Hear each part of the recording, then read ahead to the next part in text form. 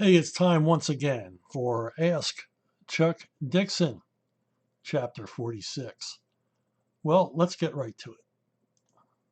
S, which is short for something.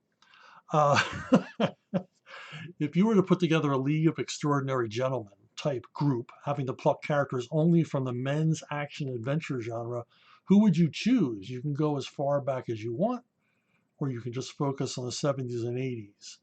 As a 41-year-old man, I am ashamed to admit that I often daydream about this while driving. Well, there are no guilty pleasures in life, S. Don't be ashamed. Fly your geek flag proudly. That's what I always say. Heck, I've made a career out of it. I'm going to pick the 60s because there's more variety. If you go for 70s, 80s action guys, a lot of them are cookie cutter. There's not a lot of diversity there, and I'm using diversity in the manner in which it's supposed to be used. Um, Number one and two for me would be Modesty Blaze and Willie Garvin. A lot of you comic fans know of Modesty Blaze as a British comic strip, but it actually began life as a series of novels by Peter O'Donnell, who also wrote the strips. And while the strip is a lot of fun and gorgeously drawn, the novels are a revelation. They really are. The novels are just kick-ass thrillers, and um, Modesty and Willie have a relationship as unique in fiction as Holmes and Watson, in my opinion. They just a level of loyalty and faith to one another that's often quite touching in the stories. But their relationship is entirely platonic. Um, they respect each other basically as predators. Modesty is a former criminal who's given up her criminal enterprise, and Willie Garvin is a guy she found in a Saigon prison cell and recruited him to be her number two. And so they're both former criminals, but they've straightened out their lives and turned a new leaf. But that doesn't keep them from getting in trouble and kicking serious ass. So any group from the 60s, an extraordinary gentleman type group, would have to, for me, include these two. I'd also throw in Mike Hammer. He's more of a 50s character, but his Mickey Splain's novels were bestsellers throughout the 60s. So Hammer continues on into the 60s. The Neanderthal Mike Hammer, that's the one I would want to have in there. Just a guy who shoots and punches first and asks questions later. Um, from the spy side of the equation, I would include the girl from Uncle. I'm not going to go for the obvious, the man from Uncle. I watched The Girl from Uncle as much as I did Man from Uncle. I loved both shows when I was a kid, and April Dancer would be on my list. Now, I'm not going to pick James Bond because that, again, is too obvious. I'm going to pick Tiger Tanaka from You Only Live Twice. Just this real badass character that we didn't get to see enough of. Apparently, martial arts expert, marksman, and ninja. So why wouldn't you want Tiger on your team? A super, super badass. The monkey wrench in the group would be Tom Ripley. Tom Ripley was a Patricia Highsmith creation, and Ripley is a criminal, a sociopath, a real dangerous guy. He's a guy who's mad, bad, and dangerous to know. And uh, I don't know if he'd be the villain of the piece or if he would be part of the group. I tend to want to make him part of the group because he's got an intellect and a level of expertise that would make him an asset to any group as long as you didn't turn your back on him or have something that he wanted. He wanted more than you did because he is a killer. If you've ever read any of the Ripley novels, you'll know what I'm talking about. And I would include John Drake, not necessarily the prisoner John Drake, but the John Drake from the Secret Agent Man series, the Danger Man series, as it's known in England, because Drake was an intellectual powerhouse as well as a really tough guy and mean when he had to be. Just one of the Danger Man or Secret Agent Man is one of the more violent spy shows. And it wasn't often violent. It didn't rely on violence. But when John Drake let loose, when I was a kid, I was stunned by a sequence in which he repeatedly slammed a guy's head in a car door. That impressed the hell out of me. All right, next question. Brian Rickard. Hey, Brian. I have a question submission. What moment in time do you consider to be the true death of the real DC Comics? Well, to me, it came in two stages. Number one was the retirement of Denny O'Neil. Denny retired from DC Comics, and he continued to write Azrael for a full 100 issues, but he retired as group editor on Batman. And he was the oldest editor in the building at the time, the most experienced and the most legendary, and is the editor in the building who had made the largest contribution to the DC legacy in a lot of ways, but primarily in the restoration of Batman atop the throne of DC Comics, which is where he belongs. He rescued Batman from the camp era and returned him to his roots, for which we should all be eternally grateful. The Batman of today is, thanks to Denny O'Neil. There's no other way to say it. And when he retired, Archie Goodwin's death, followed by Denny O'Neil's retirement, was sort of the end of civility, the end of reason. The age of enlightenment at DC Comics was over, and Denny and the older editors who had left before him were primarily, replaced by careerists, people more interested in their career than necessarily creating quality comics. They would think about things like synergy and networking and stuff that would have made Denny throw a drink in their face. So yeah, that was pretty much the end of quality comics, or the beginning of the end. And the absolute end of DC Comics is with Paul Levitt's leaving. Now, Paul is a guy, I don't think Paul really even ever liked me, but he realized my value to the company and would always, he was always in my corner creatively. And that was him. He was in the corner. He was in the corner behind the creators. Jeanette Kahn was the first DC publisher, editor-in-chief, whatever the title was. They were constantly changing. Jeanette was the first that was like in the freelancer's corner, looking out for the freelancer, thinking about freelancer rights, and also thinking about DC Comics as an entity, a separate entity from Warner Brothers. Even though they had been subsumed by Warner Brothers, Jeanette and Paul both fought for DC Comics' sovereignty inside of a multinational entertainment conglomerate. And they guarded their corner, if you know what I mean. And they loved comics. They both loved comics, and they both loved the creators, and they loved the medium, and they really wanted to see DC Comics thrive on its own as a publishing entity, not just a licensing house, not just an appendage of Warner Brothers entertainment conglomerate. So when Paul left, that ended, and Paul was replaced by careerists who were thinking about networking and synergy and their role in the entertainment industry. They weren't really looking out for DC Comics or its employees or its freelancers.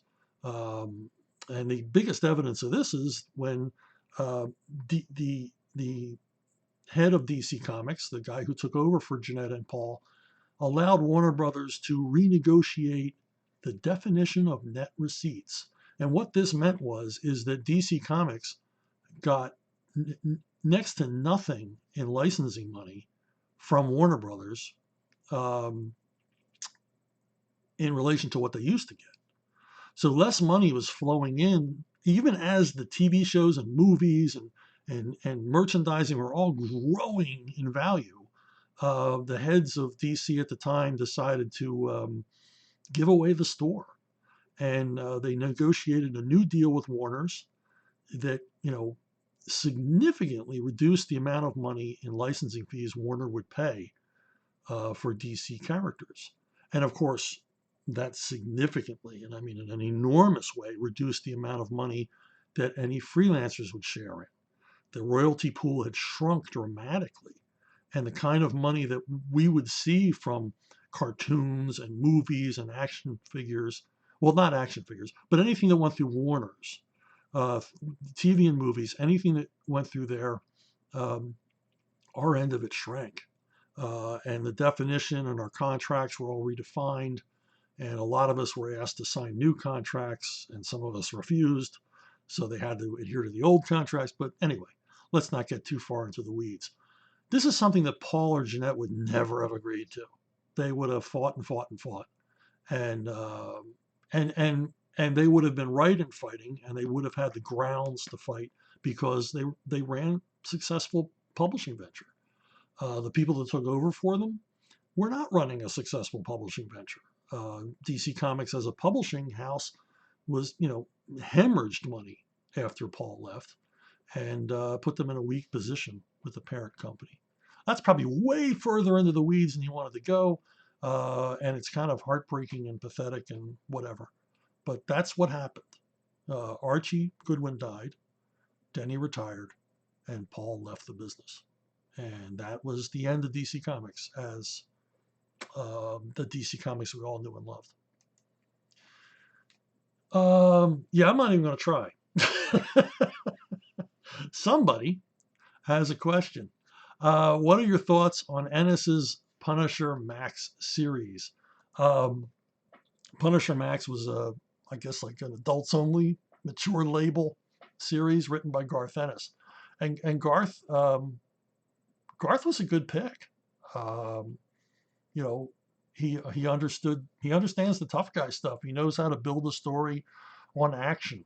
He understood that the Punisher was, he is not a detective. He is an avenger. He is a force of nature. He is the bad guy in his own comic book. And Garth understood all of that.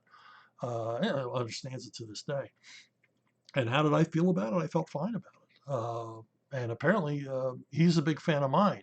He said in print and said to my face that he, uh, liked my version of the Punisher, and basically, his version of the Punisher grows out of my version.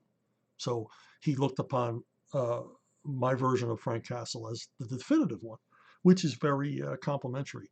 In fact, someone that knew both of us, a mutual friend, told me that um, Garth had said, when asked, had said that I was a diamond geezer, which I had no idea what that meant because geezer is not a compliment here in the United States. but I was assured that it was a high compliment indeed. And if it wasn't a high compliment indeed, then anyone in the UK watching this is laughing at me right now. One thing that Garth did that I wish I had done, and it was just low hanging fruit. It was right there, and myself and no other Punisher writer ever thought of it, but Garth thought of it. Bless his soul. Garth created a law enforcement adversary for the Punisher, a Javert, to basically hunt him down, assigned to the Punisher case. And wow, I wish I'd thought of that. I wish I had thought of a recurring cop character as a foil to Frank Castle. But Garth in general, um, our careers cross path all the time, mostly because we kind of share the same wheelhouse in a lot of ways. Same way that I do with Mike Barron. We're interested in a lot of the same kinds of comics, a lot of the same genres, and so our Venn diagrams, cross quite a bit, intersect quite a bit. I mean, I like, wacky, crazy characters driven by violence and driven by action. And, Garth does the same thing. Our stories are, both of our stories and the way we write, and Mike Barron as well. You learn about the characters by what they do. Everything is driven by action. The plots constantly move forward. And that's, something that both Garth and I do. Um, the other place where Garth and I intersect is our love of war comics. I mean, I love the DC war comics. I mean, I'm crazy about them. I always have been. And I also love the UK war comics, which Garth is an enormous fan of. And you know, we grew up on two different kinds of war comics, but we like both. And sadly, an editor used this to try to create fiction. You know, fiction. Editors don't create fiction; writers do. He tried to create friction between Garth and I guess I don't know what was going on, but a new editor took over the DC War line, and my editors at Batman said, "Hey, so and so's doing the DC War books, and he wants to bring back a lot of the titles. Why don't you go over and talk to him because you love that stuff?" And I'm like, "Great." Went over and talked to him. Said, you know, hey, if you're doing anything with Sergeant Rock or Haunted Tank or anything like that, you know, I'd like if you thought of me. And this editor informed me that only Garth Ennis would be allowed to write war comics at DC from then on. No one else would be allowed to. And he seemed very, very happy to tell me this. I don't know what this editor had in for me. I don't know. I must have reminded him of someone that he didn't like. Uh, so, so that was it. I didn't get to writing war comics because Garth had the exclusive rights to write war comics at DC Comics, as determined by this editor. And yeah, hey, okay, fine, great. You know, I had no problem. Garth wrote some great war comics. So I wish I'd gotten to play too, but c'est la vie, or c'est la guerre, I guess I should say. Um, Eddie Lyle, correct me if I'm wrong, but the only published work that you ever did for DC's Vertigo imprint was a story for a Weird War Tales revival. Is there any particular reason why you never did more Vertigo work? Did you ever pitch anything to Vertigo? Would Vertigo have been a suitable home for a revival of your Alias series? Axel Alonso, ironically enough, the man who basically blacklisted me at Marvel, he was doing Weird War, and they needed writers. You know, Garth Ennis couldn't write all of them because it was an anthology title. So they needed someone to, you know, populate this book with war stories. And I was, you know, invited to get onto an issue, mostly because most comic book writers don't know which end of a gun the bullets come out of, and they don't know anything about military history. And so I was invited on board, and I took the opportunity to do a story set during the Zulu War, one of my favorite historical conflicts. And I asked for Kike Alcatena on the art, and they said fine. And the results are pretty cool. Alcatena, you know, obviously, Alcatena is a good choice for any genre, in my opinion. But you know, I knew he would do the homework and really dig it, and he did. And the story was cool. It was a lot of fun to work on, and I'm glad that Axel invited me. So there's one, there's one for him. He did me a solid, as Larry Hama always said, and you don't, always grateful. Okay, Frank Jackson. There's something I've wondered for a long time, apparently, and was hoping you might be able to help shed some light on. Do you know if DC ever planned during the period of 1990 2003 to create a regular monthly comic series for the Huntress, Helena Bertinelli? She had a short lived series by Joey Cavalieri from 1989 1990, had several mini-series, yeah, most of them I wrote, and was presented in most of the big Batman story arcs, but never got her own series until she joined Birds of Prey in 2003. I believe Cavalieri's series was canceled due to low sales. That was before her post-crisis character was really fleshed out. Obviously, DC started a lot more Bat Family ongoings in the 90s, many written by you. Was your 1994 Huntress miniseries intended to pitch an Huntress ongoing, similar to how your Robin and Nightwing miniseries did? Do you know if there were ever plans for DC for a Huntress to appear in a monthly comic series, whether her own or as part of a team before 2003? Yeah, I mean, I was a big fan of the original Huntress series by Joey Cavalieri and Joe Staton, and I love the idea of a superhero or a costume vigilante with a mafia background. I thought it was absolutely brilliant. And so when I got on the Batman titles, I wanted to bring her back. And she'd been absent for quite a while in the books. I mean, not terribly long time, a couple of years, but she basically vanished without a trace once her book was canceled. She didn't appear anywhere again. And I like the character, and I love the idea of playing with the mafia idea. Basically a mafia princess who becomes a crime fighter. And so I asked to have her back. And I put her in the third Robin miniseries. And prior to that, she had appeared in a Ark and Detective, I believe, if I'm not mistaken. No, this was later. This was later. I'm sorry. I'm correcting myself as I go along. The Robin miniseries was first. I brought her back, and then I brought her into the Detective comic series and talked to Graham about it, and he dug the idea. And I said, "Look, Graham, let's redesign her outfit." I didn't. I never liked the idea that she showed so much skin. Not because it's just too cheesecakey for a nice Catholic girl. So so Graham designed this darker outfit, which covers her up more, and I thought that was more appropriate for the Huntress. Also, it's dark colored. I mean, she's the Huntress. She's like a female Batman. Why would she be running around in blue and red and pink and whatever other colors they had her in? So we redesigned the Huntress. I remember the editors at the time saying, what is it you have for this character? Why are you insisting we bring her back? And there was some resistance to bringing her back into the fold as a recurring Batman character. But I made the arguments for it because she already comes with this built-in conflict with the mafia, and you can bring in all these organized crime figures, and it's just a great conflicted character. And I always thought she was conflicted to the point where maybe she was a little bit nuts. Uh, and it was cool. I mean, she became an action figure and all the rest. And, I always dig that. I like that. And, but I brought her at the Birds of Prey.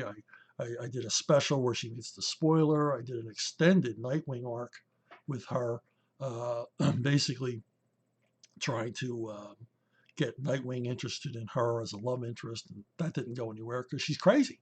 She's crazy. She's kind of a nutty character because, as I said, she's out to atone for her family's past, pay for the sins of the father, and I think that Catholic guilt. It's a terrible burden. Okay, Tex Harmon. Have you read Mike Mignola's Hellboy, and what are your thoughts if you have? Also, what was it like working with Gary Frank when his style was evolving?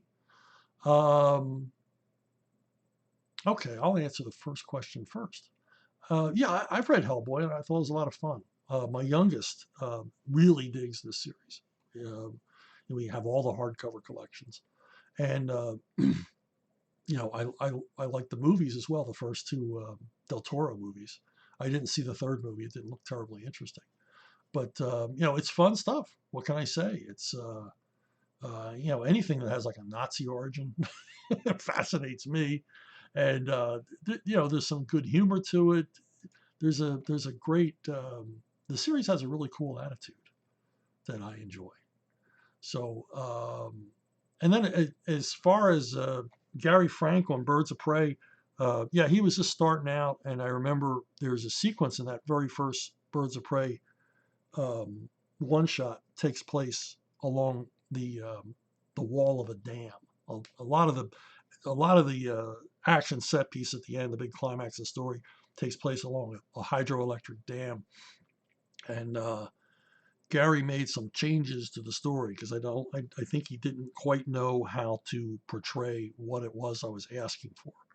And so he made some changes, and then the art had to be submitted to me for writing changes to take care of some of the things he didn't draw.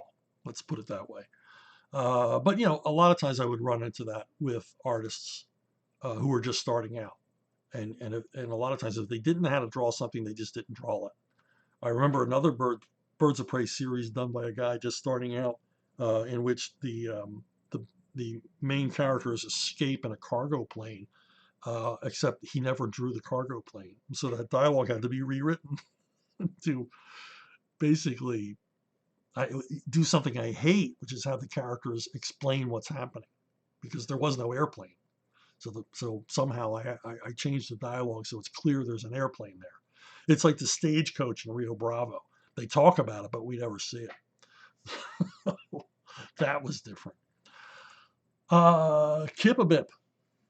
Is it feasible to get a job writing comics in the modern industry, and particularly with the big two? I've always preferred the idea of contributing to a character that existed before and will exist in some capacity after, to that of a story that you know full well ends when you decide to end it. I think I know what you're talking about here.